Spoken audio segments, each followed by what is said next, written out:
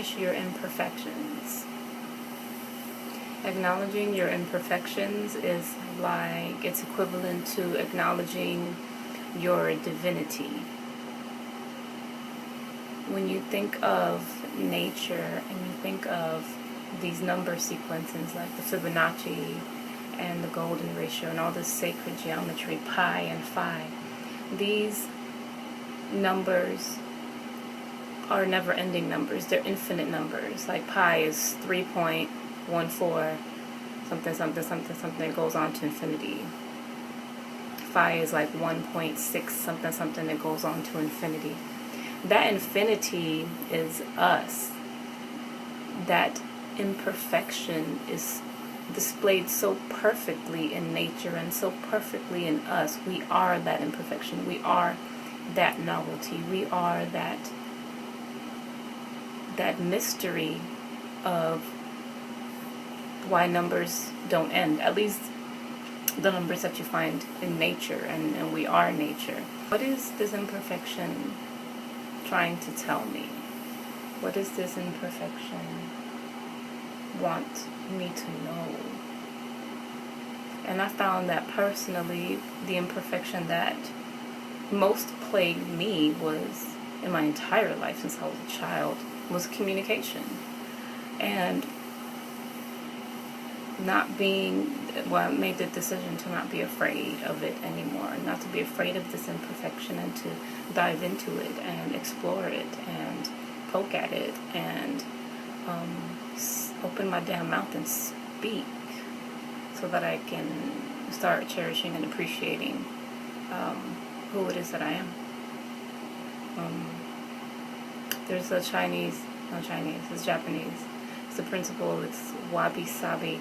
It says, the beauty in something is in its imperfections, in its flaws, in the damaged parts. The damaged parts, the ruined parts are designed in. It's what makes something beautiful. I think that when you start embracing your imperfections and accepting them, and then realizing, yes, I can accept this, but I also have the power to change this. And that takes discipline, and that takes a real desire to want to improve an aspect of yourself or your life. We're here to be novelty. We are the result of those, quote, random mutations.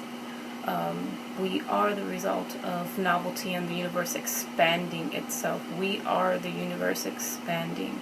And as we expand ourselves personally, and we expand the energy around us, and it automatically helps the entire planet, because when you bring attention to your own inner light, we automatically bring light to all sentient beings, because we're unified and we're one.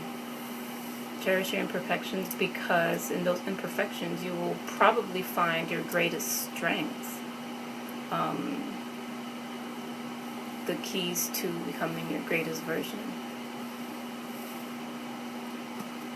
I like the symbol of the Eye of Horus, because in each section or each portion of the eye is actually a fraction of the whole eye, but the whole never equals one completely. It ends up being 63/64. Like it's never wanted to be like 0.98 something something something, like infinity. Like, I love that symbol because it shows that the perfection is inherent in the imperfection.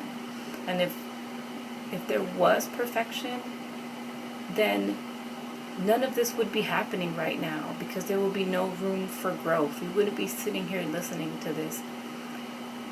There is no perfection, at least not here, and that's a good thing, because it's perfectly imperfect, exactly the way that it is.